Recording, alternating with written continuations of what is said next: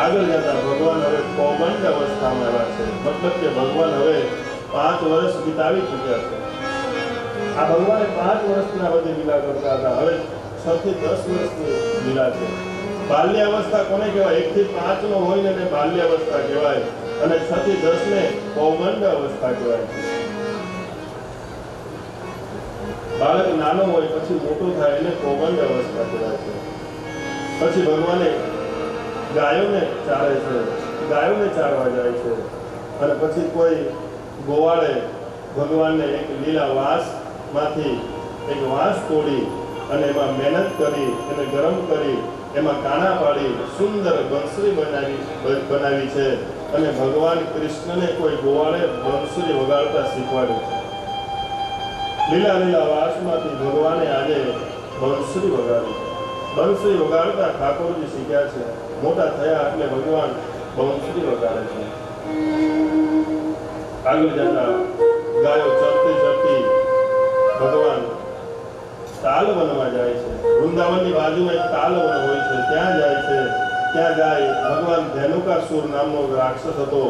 એ તાલવનમાં જેટલા પણ વૃક્ષો હતા ને એ વૃક્ષો પર જેટલા ફળ હતા ને એ ફળ એકલો જ ખાતો હતો, કોઈને ખાવા દેતો, કોઈને વનમાં આવવા દેતો નથી. અને આજ ભગવાન ગાયો ચરાવતા ચરાવતા એ વનમાં ગયા.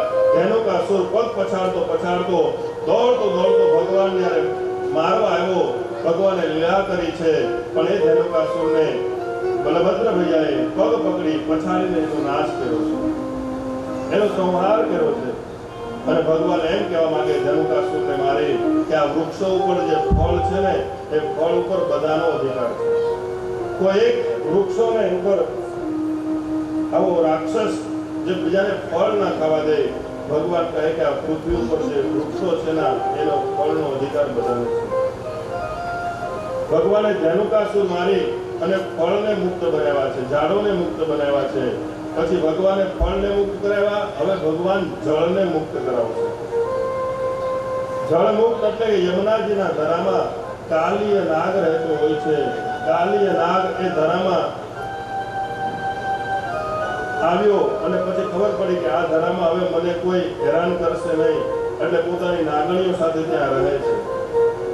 અને એ કાલીય નાગે એટલું બધું વિષ ફેલાવ્યું છે કે આખા ધરામાં એ પાણી બધું વિષ વાળું દૂષિત થઈ ગયું છે. એટલે જે ગાય કે પાણી પીવા જાય એ પાણીના બદલે ઝેર પીવે અને ગાય મરી જાય, ગાય પાણીમાં જાય અને કાલીય નાગ એનું ભક્ષણ કરી જાય. કાલીય નાગ હવે શક્તિ સંપન્ન થયો છે. ત્યાં યમુનાના ધરામાં એણે આખું જળને વિષ દૂષિત બનાવ્યું છે. ભગવાન લીલા કરે છે કે હવે આપણે આ યમુનાના જળને પણ પવિત્ર કરવું. એટલે ભગવાન લીલા કરે કે આ કાલીય નાગને મારવા જવું છે, કાલીય નાગને મારે મંથન કરવું છે, પણ પછી હું એકલો જાઉં તો થાય. જો આજે મારી સાથે આ મોટા ભાઈ દાઉજી હશે તો એ મને મારવા દેશે, કારણ કે એના એ કુળના છે બધા, કેમ કે એ પણ શ્રેષ્ઠ નાગ છે અને એ પણ નાગ છે, એ મને મારવા દેશે. અને ભગવાને કોઈ યુક્તિ કરી કીધું કે આજે દાઉ ભૈયા ન આવે તો સારું. એટલે ભગવાન એમ કીધું કે દાઉજી આજ તો તમારો બર્થડે છે, આજ તો તમારો જન્મદિવસ છે. એટલે માં કે હા આ તો આનો જન્મદિવસ છે એટલે આજે આને ગાયો ચરાવવા જવાય નહીં. એને બેસાડી તો પાટલા ઉપર, એને નવરાવ્યો, એને ધોવરાવ્યો, એને ચાંદલા કર્યા, નવા કપડા કરાવ્યા. ભગવાન કે તમે જો અમે ગાયો ચરાવવા જઈએ. ભગવાન નીકળી ગયા મિત્રો સાથે જઈ. કાળીય જે યમુનાનો ધરો હતો ત્યાં ભગવાન ગેંદ રમે છે. હોકી જે છે ને ભગવાન પહેલા હોકી આપણો જે દેશનો રાષ્ટ્રીય રમત છે ને એ ભગવાન કૃષ્ણ પહેલા રમે. હા એ દીધું ભગવાન ભાગવતજીમાં લખ્યું ભગવાન છે ને ગીલી દંડો બી રમતા. ભગવાન મોય દંડો કહેવાય. ગીલી દંડો બી રમતા. ભગવાન હોકી પણ રમતા. ભગવાન ઊંચી કૂદ આવે ને એ પણ રમતા. ભગવાન સંતા કુકડી પણ રમતા. આ બધું રમત આમાં સંસ્કૃતમાં લખ્યું છે. ભગવાન શું કરતા મિત્રોની સાથે જંગલમાં કરે હું ભગવાન. કોઈને કે તું વાંકો વળ, પછી એકબીજા ઉપરથી ભગવાન કૂદતા. કોઈ લાંબી કૂદ, ઊંચી કૂદ, આ બધું ભગવાન કરતા. આજે બધા જે સ્પોર્ટના જેટલા બધા છે ને એ બધું ભગવાન ગોકુળમાં બધા મિત્રો સાથે કરતા હતા. એટલે ધીમે ધીમે ગેંદ રમતા રમતા ભગવાને એવી હૂંફ મારી એટલે ગેંદ ગઈ ડાયરેક્ટ બોલ ગયો યમુનાના ધરામાં. એટલે બધા કહેવાય કૃષ્ણને ના પાડી હતી એ બાજુ નહીં મારવાનું, આપણે આટલામાં જ રમવાનું હતું, તે આમ કેમ માર નાખી દીધો? હવે જેમાં કોણ જશે એને લેવા? એ તો ગંદુ પાણી છે, દૂષિત પાણી છે. ભગવાન કે હમણાં લઈ આવું, અને કે નહીં નહીં કાના ના જા કાનાને ના પાડે કે હમણાં લઈ આવું. ભગવાન કદમની ઝાડ ઉપર ચડ્યા અને જ્યાં કૂદકો માર્યો અંદર ગયા છે યમુનાના ધરામાં. ભગવાન અંદર ગયા. આ બાજુ ગોવાળે બધા બૂમો પાડવા લાગ્યા, કાના કાના કાના. બધા ખબર પડી કાનો યમુનાના ધરામાં ગયો. ચારે ગોકુળમાં વૃંદાવનમાંથી બધા દોડી દોડીને આવી અને કાંઠા આગળ રડવા લાગ્યા, કાનો ક્યાં ગયો, કાનો ક્યાં ગયો, કાનાને શું થયું? પણ અંદર જ્યારે ભગવાન ગયા અને અંદર જઈને નાગ સૂતો હતો. નાગ સૂતો હતો એટલે કાનાને જોઈને નાગની પત્નીઓ જે નાગણીઓ હતી એ જોઈને કહેવા લાગ્યો કે એટલે વાહ સુંદર સારો બાળક છે. દયા ભાવ થયો, પુત્ર ભાવ થયો. કીધું કે દીકરા તું અહીંથી જતો રહે, તું અહીંથી જતો રહે, નહીં તો તું જો નહીં જાય તો મારો નાગ જાગશે તો તને આવી જશે. તું આ જળ કમળ છાંડી જાણે. નાગનો કહે કે તું જતો રહે, પણ ભગવાન કહે કે હું જાઉં નહીં. હું મારા મિત્રો સાથે હું જુગાર રમતો હતો. એમાં રમતા રમતા મેં નાગનું શીશ રમીને આવ્યો છું અને બધાએ કીધું છે કે હવે નાગનું શીશ તું લઈને આવ. એટલે નાગનું શીશ લઈને હું લઈ જાય. બહુ સરસ કહે છે કે તું કેટલો સુંદર છો. આવો નાવો તારી માએ કેટલા જન્મમાં, તારી માએ કેટલા જન્મમાં?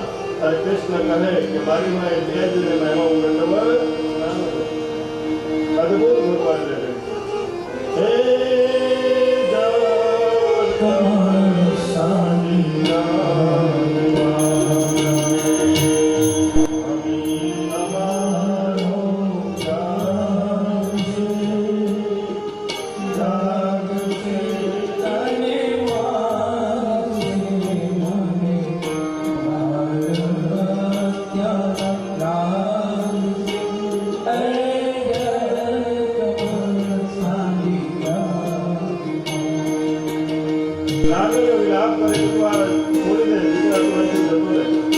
સ્વામી મારો જાત છે એટલે મારી નાખ. ભગવાન કહે કે નહીં, હું નાગને જગાડું છું. નાગને વિલાપ કરે જતો રહે પણ કૃષ્ણ કહે કે જગાડ તારા નાગને, મારું નામ કૃષ્ણ કાનો. બહુ સમજાવ્યું પણ ભગવાન માન્યા નહીં અને નાગણીઓ બધીના પતિને જગાડે છે. મૂછ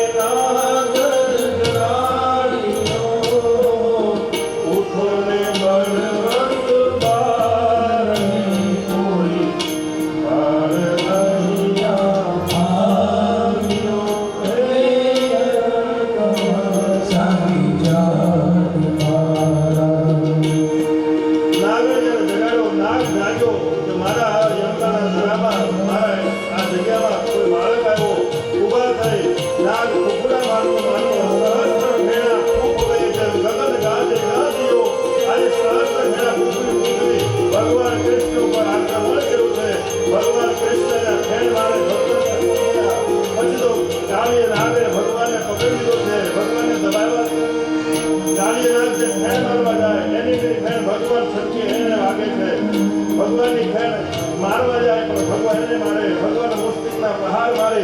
નાગની ખેણ ભગવાને જ્યારે દબાવ્યો હતો, ભગવાને પોતાનું સ્વરૂપ વિશાળ કર્યું અને નાગને ભગવાનનું જે શરીર હતું પડ્યું હતું એ વજનવાળું લાગવા લાગ્યું. નાગ એ ભગવાનને છોડી દે છે, ભગવાન સાથે યુદ્ધ કરે છે. ભગવાન એટલી બધી મુસ્તિક મારે છે, એને માર મારે છે કે નાગના મુખમાંથી લોહી નીકળવા લાગ્યું. એનું ઝેર એને ચડવા લાગ્યું. મારતા મારતા ભગવાને ધીમે ધીમે એ નાગની ઉપર ચડી ગયા. નાગના ફેણ ઉપર આવી ગયા અને ફેણ ઉપર ભગવાન લાટ મારવા લાગ્યા. નાગ ધીમે ધીમે ધરામાંથી બહાર નીકળવા લાગ્યો અને આખું જે વૃંદાવન હતું ગોપીઓ હતા તે બધી રડવા લાગી, અમારો કૃષ્ણ ક્યાં ગયો, અમારો. ત્યાં તો જોયું તો ભગવાનની મોરલી, ભગવાન બહાર નીકળ્યા, ભગવાનનું મસ્તક આવ્યું, બધા ખુશ થઈ ગયા. ઓ પરમાત્મા આવ્યા, પરમાત્મા આવ્યા. ધીરે ધીરે જોયું તો ભગવાન આખાવા આવ્યા અને ખુશ થઈ ગયા. પરમાત્મા આવ્યા, શેના ઉપર આવ્યા છે? અને જ્યાં થોડોક સમય જોયો તો નાગ બહાર આવ્યો. સહસ્ત્ર ફેણા ખૂબ હોય, સહસ્ત્ર ફેણ હતી નાગ ઉપર. ભગવાન પછી એવી મોરલી વગાડી, વૃંદાવન વાળા બધા જોતા રહી ગયા કે આ ચાલો વરો ક્યાં પહોંચી ગયો. ભગવાન નટવર છે, નટવર હોવું છે. સામાન્ય સ્ટેજ ઉપર તો જે નાચે ને એ નટ કહેવાય. આવા સ્ટેજ ઉપર જે નાચે એને નટ કહેવાય, પણ ગમે એવું સ્ટેજ પર નાચી બતાવે ને નટવર કહેવાય. બેસ્ટ એક્ટર હોય તો મારો કૃષ્ણ છે. અને એક ફેર ઉપરથી બીજી ફેર ઉપર, બીજી ફેર ઉપર, ત્રીજી ફેર ઉપર ભગવાન કૂદવા લાગ્યા, નાચવા લાગ્યા. અને આ લીલા કરી છે ભગવાન. ભગવાનના પગથી મારતા જાય. એની નાગરીઓ શું વિલાપ કરે છે કે મારા ધણીને મૂકી દો, મારા પતિને મૂકી દો. પરમાત્મા પાસે પ્રાર્થના કરે છે. ભગવાન એટલા બધા એના પગથી પ્રહાર કરે છે કે નાગરના મુખમાંથી રક્ત નીકળે છે. રક્ત નીકળે એટલે વિરક્ત થઈ જાય. પહેલા શિક્ષા આપી અને પછી દીક્ષા પણ આપી દીધી.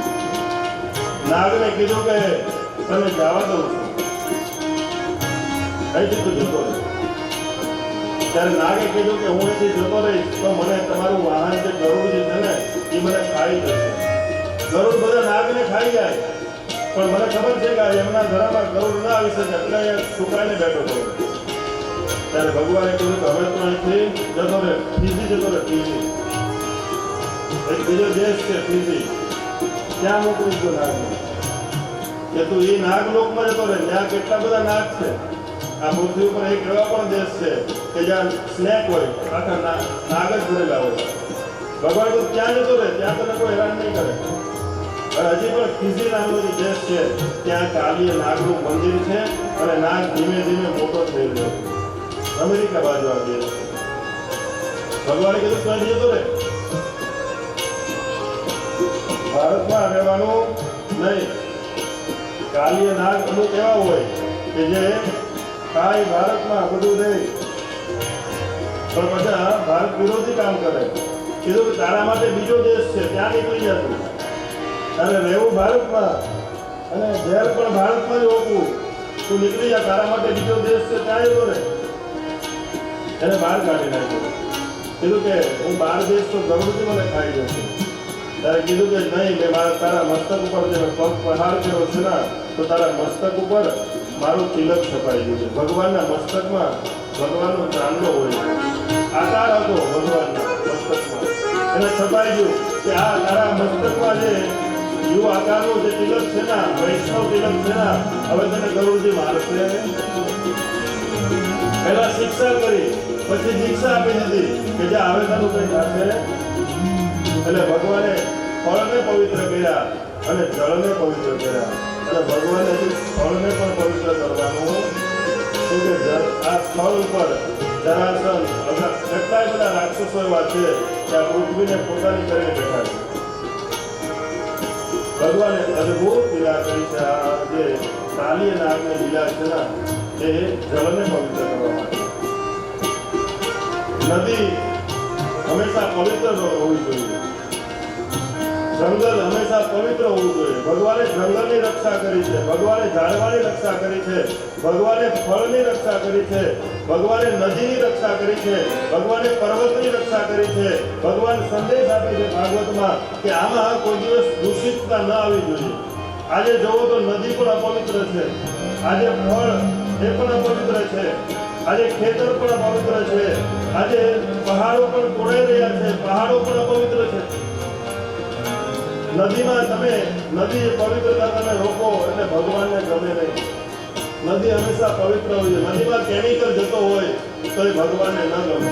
આ યમુનામાં કેમિકલ આવ્યો, ભગવાનને ન ગમ્યો. નદી એ ભગવાનની નાળી છે, શરીરમાં નાળી હોય નદી છે. પરમાત્માએ અદભુત લીલા કરી એ બતાવે છે કે આ પ્રકૃતિની રક્ષા કરવી. ભગવાને પ્રકૃતિની રક્ષા કરી છે, પ્રકૃતિની પૂજા કરી છે. આ ભગવાન આગળ જતા ગ્રીષ્મ ઋતુ આવે છે. ગ્રીષ્મ ઋતુમાં પ્રલંબાસુર નામનો એક રાક્ષસ ગોવાળ બનીને આવે અને ગોવાળ બનીને ભગવાનની સાથે યુદ્ધ કરવા લાગે અને દાઉ ભયા એને પણ મૃત્યુને શરણ કરે છે. આગળ જતા વર્ષા ઋતુ આવે છે. ગ્રીષ્મ ઋતુમાં થયું વર્ષા ઋતુ આવે. વર્ષા ઋતુમાં આ ભાગવતજીમાં સુંદર વર્ણન મળે છે. ઝરમર ઝરમર વરસાદ પડે છે. આકાશમાંથી વાદળાઓ ગર્જના કરે છે, વીજળી પડે છે. સરોવરમાં દેડકાઓ બહાર નીકળીને દ્રાવ દ્રાવ કરે છે. ગોવર્ધન પર્વત ઉપર એટલા બધા વરસાદના છૂટા પડે છે અને એ છૂટા પડે તો પણ ગોવર્ધન એ પર્વતો એને સહન કરે છે. એટલો બધો જોરથી ઉપરથી વરસાદ પડે છતાં પર્વતો એને સહન કરે છે. એમ સંતો સાધુજનો હોય ને એ દુર્જનો ગમે તે વાણી બોલે ને પણ સંતોએ પણ સહન કરવું. જેમ હિમાલય ઉપર એટલા બધા વરસાદ જોરથી પડે તો હિમાલય અડગ રહે છે, એને કઈ થતું, એમ સંતોએ પણ હિમાલય જેવું ગમે એવા આવીને દુર્વચન કહી જાય, ગમે તેમ બોલી જાય, એનાથી આપણો ધર્મ છોડવો જોઈએ. વર્ષા ઋતુનું ખૂબ સુંદર વર્ણન કરેલું છે. ધરતી લીલી છમ થઈ ગઈ છે, નવી નવી કૂપણો ફૂટે છે, યમુનામાં નવા નીર આવ્યા છે. પછી વર્ષા ઋતુ ગયા પછી શરદ ઋતુ આવે છે. શરદ ઋતુમાં બધું શાંત થઈ જાય. શરદ ઋતુ આવે એટલે પછી વરસાદનો એટલો બધો જોર રહે નહીં. પછી વરસાદ બંધ થઈ જાય અને જે વરસાદના કારણે જે ગામના બધો કચરો, ગામનો બધું જે નદીમાં આવ્યું હોય વહાં તણાતું અને શરદ ઋતુ આવે એટલે તણાતું બધું શાંત થઈ જાય એટલે નર્મદા એ નદીનું જે જળ હોય ને એ બધું પવિત્ર થઈ જાય. કહેવાય કે શ્રાવણ મહિનો અને ભાદરવો મહિનામાં નદીમાં સ્નાન ન કરાય, એમાં અપવિત્રતા હોય, કેમ કે ગામનો બધો જ કચરો તણાઈને એમાં આવતો હોય. ત્યારે એને ઋતુવતી કરવામાં આવે છે, ત્યારે એમાં સ્નાન કરાય. પણ જ્યારે શ્રાવણ ભાદરવો જતા રહે પછી શરદ ઋતુ આવે ત્યારે નદી શાંત બને છે, પ્રફુલ્લિત બને છે, જીવનદાયી બને છે.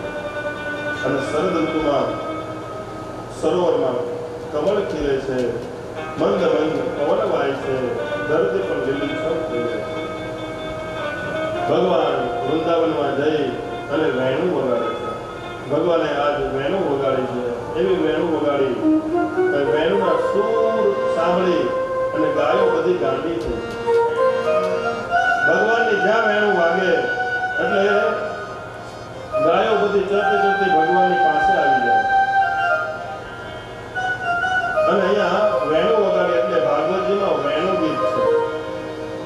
સુખદેવજી બાબા કહે છે કે ભગવાને જ્યારે વેણુનો નાદ કર્યો ત્યારે સુંદર વેણુનો શબ્દ ધીમે આખા વૃંદાવનમાં મધુરતા ફેલાવતો હતો.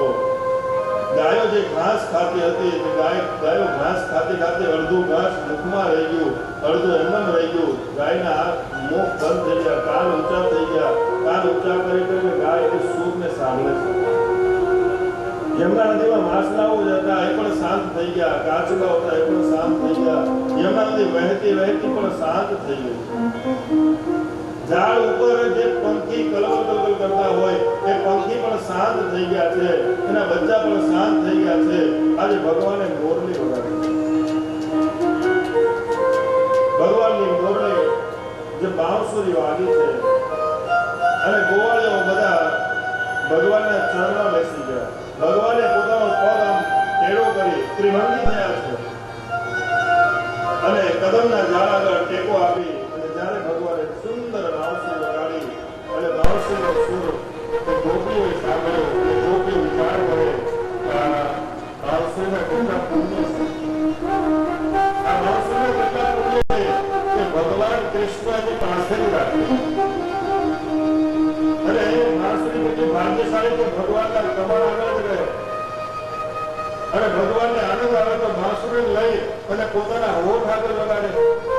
એમાં પ્રાણ કીધું કે બાંસુરી એવા કયા પુણ્ય કર્યા છે?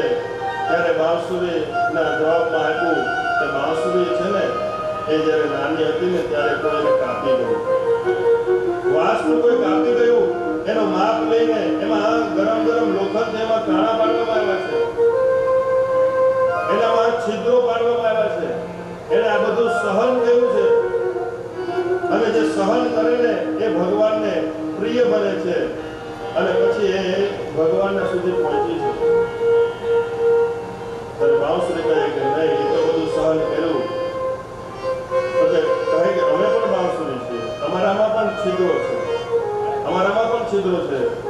કેટલા છિદ્રો છે આપણા શરીરમાં? એટલે આપણા શરીરમાં પણ 9 છિદ્રો રહેલા. આ 9 છિદ્રોમાંથી દુર્ગંધ આવતી હોય છે. અને ત્યારે કીધું તો આપણે પણ બાંસુરી છે, આપણને કેમ ભગવાને રાખતા? કેમ કે આપણે આપણા છિદ્રો છે ને એ ઢાંકી રાખ્યા છે. બાંસુરીએ પોતાના છિદ્રો ખોલી નાખ્યા છે એટલે ભગવાનને પ્રિય બની છે. કોઈ કહે તો પણ આટલી બધી પ્રિય? તો કે બંસરી કહે છે કે મારા છિદ્રો મેં ખોલી નાખ્યા છે પણ મારામાં કંઈ છે નહીં.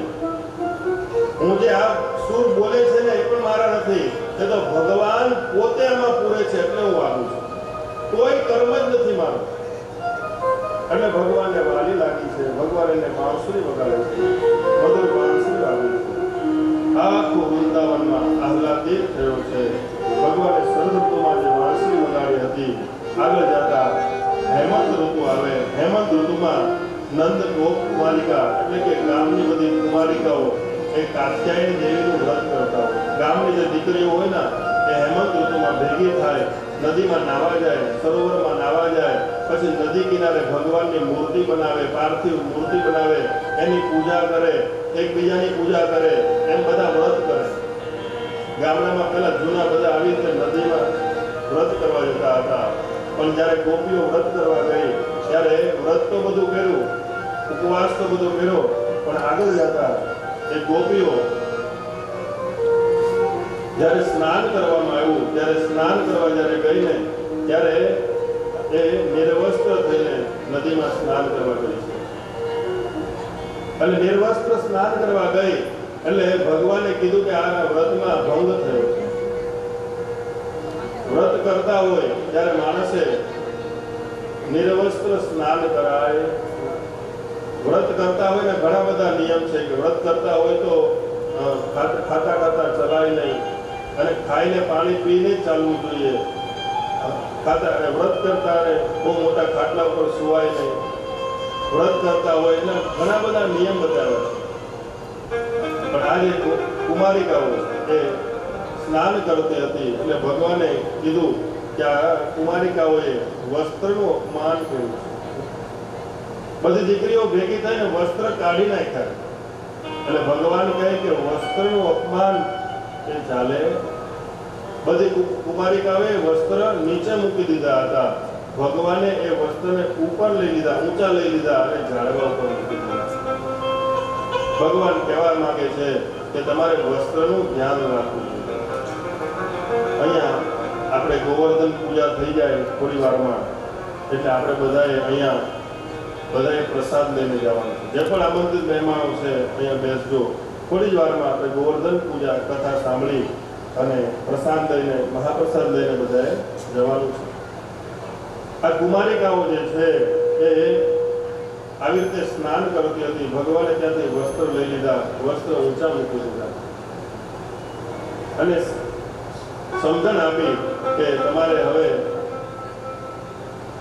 વસ્ત્રનો ત્યાગ કરવો જોઈએ. જે માણસના વસ્ત્રથી એનો પરિચય થઈ જાય. ડોક્ટરના વસ્ત્રો હોય તો આપણે ખબર પડી જાય ડોક્ટર છે. એમ બધાના અલગ અલગ વસ્ત્રો હોય. આજે વસ્ત્રોને છોડ્યા એટલે ભગવાને કીધું કે વસ્ત્રનો કોઈ દિવસ ત્યાગ કરવો જોઈએ. એટલે ભગવાને વસ્ત્ર ઊંચા મૂક્યા છે. પણ આ વખતે આ સમયે ભગવાનની ઉંમર કેટલી છે કે 7 વર્ષ. 7 વર્ષના પરમાત્માના મનમાં કોઈ વિકાર આવે નહીં. કોઈ પણ પ્રકારનો વિકાર પરમાત્મામાં ન આવે. પણ એ ગોપીઓને, એ દીકરીઓને કહેતા એને શિક્ષણ આપ્યું, સમજણ આપી કે કોઈ દિવસ વસ્ત્રનો ત્યાગ કરાય. ભગવાને વસ્ત્રાહરણ લીલા કરી છે અને આગળ જતા ગોપીઓને પ્રાર્થના કરી કે ભગવાન તમે અમારી સાથે રાસ રમો, તમે અમારી સાથે રાસ રમાડો. ત્યારે ભગવાને કૃષ્ણને કીધું કે હું તમને વચન આપું છું કે હવે જ્યારે શરદ ઋતુ આવશે ને ત્યારે શરદ ઋતુની પૂનમ આવશે, શરદની ચાંદની પૂનમ આવશે, ત્યારે હું તમારી સાથે રાસ અને આગળ જતા ધીમે ધીમે દિવાળીના દિવસો આવે છે. દિવાળીના દિવસો આવે એટલે આખું વૃંદાવન એ ઇન્દ્રના યજ્ઞની તૈયારી કરે છે. દિવાળી આવે, નવું વર્ષ આવે એટલે બધા વૃંદાવન વાળા ગામના બધા ગોવાળિયાઓ એમ વિચારતા હતા કે આપણે દિવાળીના દિવસે યજ્ઞ કરીએ. યજ્ઞ ઇન્દ્ર મહારાજનું યજ્ઞ કરવાનું. શા માટે? તો કે ઇન્દ્રને યજ્ઞ કરીએ એટલે ઇન્દ્ર મહારાજ પ્રસન્ન થાય ને તો સારામાં સારો વરસાદ વરસાવે. સારો વરસાદ વરસે તો આપણું આ ગાયોને ચરવાનું ઘાસ ચારોમાં ઉગી નીકળે.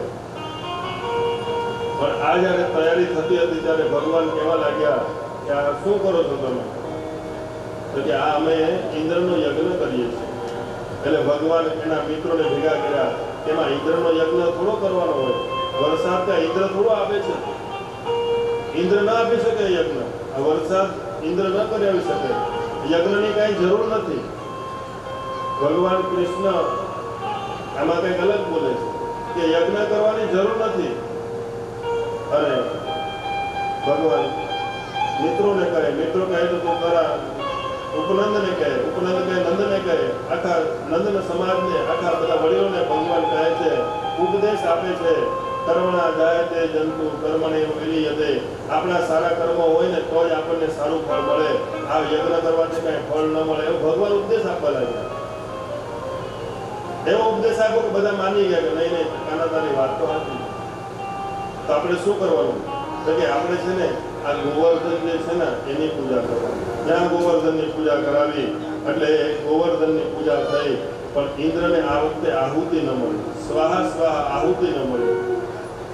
એટલે ઇન્દ્રએ કીધું કે કેમ આપણે આ યજ્ઞની સ્વાહા આહુતિ ન આવી? ત્યારે બધાએ કીધું કે ગોકુળમાં એક લાલો, એક છોકરો છે, એનું નામ કૃષ્ણ છે. એને એના ગામમાં એવું બધું કરી નાખ્યું કે યજ્ઞ નહીં કરવાનો, આપણે વૃક્ષોની પૂજા કરવાની, આપણે પર્વતોની પૂજા કરવાની, આપણે નદીઓની પૂજા કરવાની, આપણે બ્રાહ્મણોની પૂજા કરવાની, આપણે ગાયોની. એને આખું યજ્ઞ બંધ કરીને એને પ્રકૃતિની પૂજા ચાલુ કરી દીધી. ઇન્દ્ર કોપાયમાં ઇન્દ્ર કહે કે એમ તો આને બતાવી દો. એને ગણમ સામર્થકમ નામમ, એને મોટા મોટા મેઘોને આજ્ઞા આપી કે જાઓ મેઘો 12 માસ ઠંડા થઈ જાઓ. મોટા મોટા જે મેઘો હતા, ગણમ સાવર્તકમ નામ મેઘાનામ ચાંદકારિણમ, મોટા મોટા મેઘોને કીધું કે જાઓ તમે એટલા બધા વર્ષો કે આખું ગોકુળને પાણીમાં ડુબાડી દો. બધું ગોવર્ધન સાથે આખું વૃંદાવન, આખું વ્રજકોશ પાણીની અંદર સમુદ્રમાં બેટમાં આબેટ કરી દો. ચારેક પાણી વરસાવો. બધા વાદળો આજે હવે ધીમે ધીમે ડિમાંગ થઈને બધા ભેગા થયા છે, બધા નજીક આવ્યા છે. અને જોરદારથી એ બધા વાદળો પરસ્પર ભટકાવા લાગ્યા અને એમાંથી વીજળી થવા લાગી. ધીમે ધીમે બધા વિચાર કરતા લાગ્યા કે અત્યારે આ બધા મેઘો કેમ આવ્યા રહ્યા છે. ધીમે ધીમે વરસાદ પડવા લાગ્યો. વૃંદાવનો બધા વિચાર કરે કે અત્યારે વરસાદ કેમ આવ્યો, વરસાદ કેમ આવ્યો. ધીમે ધીમે એટલો બધો વરસાદ આવ્યો. ગરમ સામર્થ્ય નામ મોટા મોટા મેઘો વરસાવા લાગ્યા. સામેલાદાર, મુસળધાર, મેવાધાર કેટલા બધા પ્રકારના વરસાદ પડ્યા છે. અને એટલા બધા વરસાદ પડ્યો કે જે ગાયો બાંધી હતી તે ગૌશાળામાં ગાયોમાં પાણી ભરાઈ ગયા. ગૌશાળામાં પાણી ભરાઈ ગયા. ગાયોને છોડી દીધી. ઘરમાં પાણી ભરાઈ ગયા. બધા ભાગ્યા અને ભાગતા નંદ બાબાને ઘરે આવ્યા કે જોયું આપણે ઇન્દ્રનો યજ્ઞ નથી કર્યો એટલે આ ઇન્દ્ર આપણા પર કોપાયમાન થયા છે. આટલો બધો વરસાદ વરસાવ્યો છે. નંદ બાબાએ કીધું તો આપણે કૃષ્ણને હવે શું કરવાનું? આટલો બધો વરસાદ આવ્યો છે. કૃષ્ણ ભગવાન કહે કે આપણે જેની પૂજા કરીએ ને એના શરણમાં જઈએ. અને બધાએ પોતાના ગાડા લઈ, પોતાનો સામાન લઈ, પોતાના પરિવાર સાથે, પોતાની ગાયો સાથે બધા ધીમે ધીમે ગોવર્ધન પાસે ગયા છે. ગોવર્ધન ભગવાનને પ્રાર્થના કરી છે. અને ગોવર્ધન ભગવાન કહે કે ચાલો આપણે આને ઉચકીએ. કે નહીં આપણે બધા મહેનત કરું છું, ઉચકા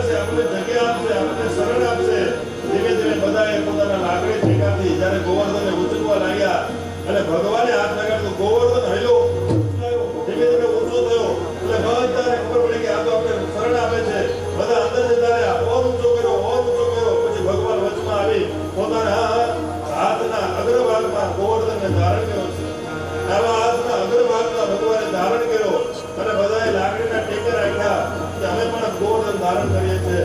બધા શરણમાં આવી ગયા. બહાર ગમે એટલો વરસાદ પડે પણ અંદર બધા ગોવાળો, ગોપીઓ, ગાયો બધું સલામત હતું.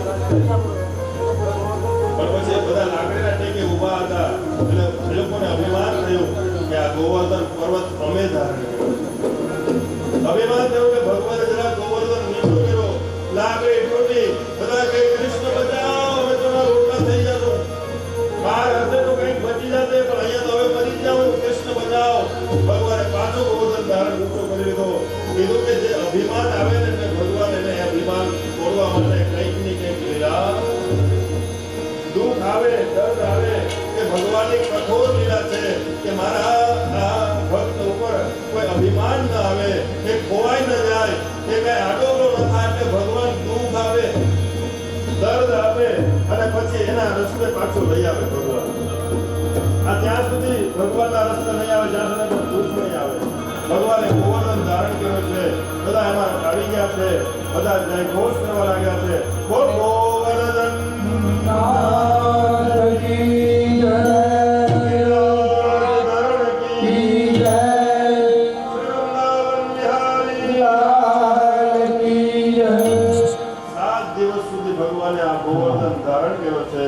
અને બધા જ ગોવર્ધનના શરણમાં આવ્યા છે. દર્શન થયું છે. બોલે ગિરિરાજ ધરણ કી જય. ભગવાન કૃષ્ણ એમાં દેખાય છે.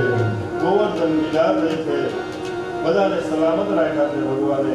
આ 7 દિવસ સુધી ભગવાને આ ગોવર્ધન ધારણ કર્યો છે.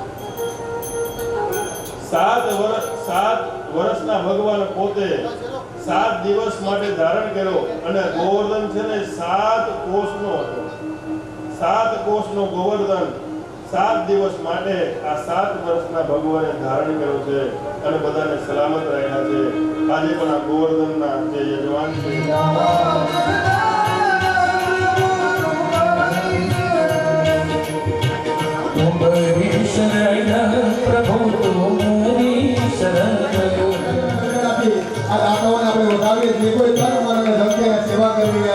અને આ યજમાન પરિવારનો ખૂબ જ ભાવ છે કે જે કોઈ શ્રદ્ધાથી આ કથા સાંભળવા આવે છે બધાએ મહાપ્રસાદ લઈ અને પછી આપણે બધા છૂટા પડવાનું છે.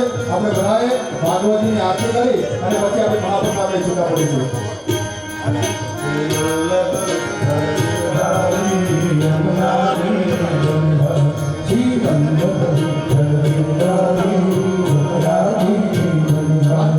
પટેલ તરફથી 1100 રૂપિયાનું દાન આવે છે. જોરદાર તાળીઓ કરી આપણા દાનને વધાવીએ.